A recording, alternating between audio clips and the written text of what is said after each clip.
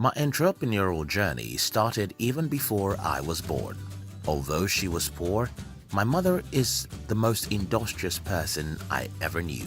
I grew up in a small village in Nigeria.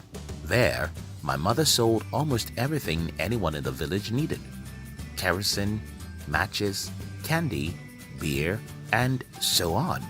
As a little child, I started helping my mother to sell groundnuts. I hawked the product and never complained about doing it. Some months after I started hawking my mother's products, I started going to the third village to help her buy one of the products she was selling. Again, I liked it. When I was 11, my family relocated to another town. At this time, my mother was battling stroke. As a result, she could not do business anymore, but I remained involved with the business. I did menial jobs to make money. I did odd jobs most people today would term ridiculous. The point here is, in my entire life has mostly been about selling something to make money. In fact, at 13, I started questioning the school system for teaching me how to become an employee. Today, I don't think it's a bad thing to be an employee, but I hated the idea back then.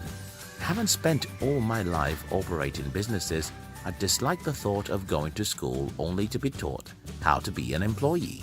I was 15 and I was looking for a way to start making money. To achieve this goal, I did something really simple but impressive. I collected 2,500 naira from my father, which is equivalent to $7, and I bought a used bicycle. I was in my 4th year in high school. I would take my bicycle to school in the morning, which made me become one of the richest kids in my poor school. When the school closed, my mates would follow me to an open field. Like me, they were all too poor to afford a bicycle. I would charge them 5 naira for 5 minutes and 10 naira for 10 minutes. They would enjoy riding my bicycle. On weekends, I would leave my parents' home in the morning and go to an open field. My mates were always waiting for me there. Again, they would pay to ride my bicycle and I was making money. No, it wasn't a lot of money, especially if you are 21 or 33. But for a 15-year-old poor boy, I couldn't believe I was making money. In fact, I thought I was being unethical because these boys paid to ride my bicycle using money meant for their lunch. A little digression here.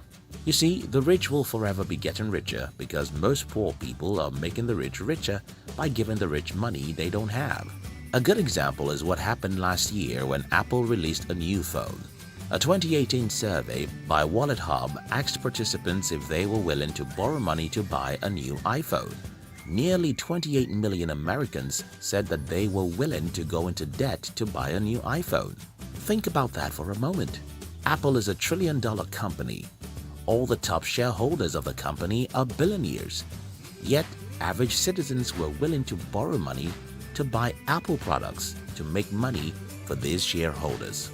At 15, I was worried I was cheating my mates of their money. But in retrospect, I have no regrets. I have since learned that humans make decisions based on emotions.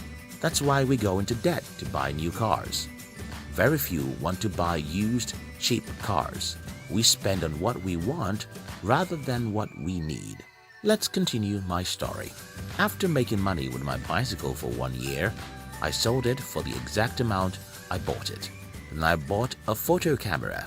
I would take my camera to school, and during the lunch break, my mates and I would go to the back of the school. Using banana trees and fish ponds as backgrounds, I would take their pictures there. It cost 18 naira to produce a photo, but I would charge 60 naira for my photos. I was making so much profit, I didn't believe making money was that easy. Before I was an adult, I was a business enthusiast. I love to build businesses and provide solutions to people while making money along the way. Listen, you probably think I was lucky because my mother was industrious. Well, you're right. Perhaps I wouldn't have become an entrepreneur if my mother was a doctor or a lawyer. But does this mean I was born an entrepreneur? Well, I don't think so. Entrepreneurs are made, not born.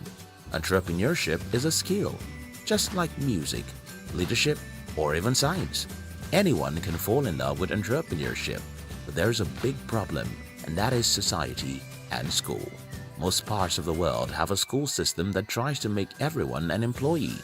Again, it's not wrong to be an employee, but I honestly think that it's stupid for schools to teach every kid to be an employee. Some people would argue that school actually teaches entrepreneurship, and I will tell you that I attended some of these classes where teachers who were employees were teaching us how to build businesses. Those classes were always boring. You simply cannot give what you don't have. Another point here is that we can't build a school system that punishes mistakes and still hopes to train entrepreneurs. How can that be? Entrepreneurship is like experimental science. How can anyone fear mistakes and still be a scientist? How can anyone fear mistakes and want to be an entrepreneur? So, here is my conclusion. If you want to be an entrepreneur, understand that it's not rocket science. It's a mindset. You have to love creating stuff. You have to have great pride in solving problems. You have to love the process of trying, and you have to stop making rich people richer and figure out how to get other people to pay you money instead. If this video makes sense to you, watch out for the second part. If you like this video, do subscribe to this channel so you'll be notified when we publish our next video.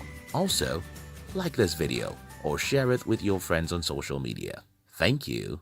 We love you.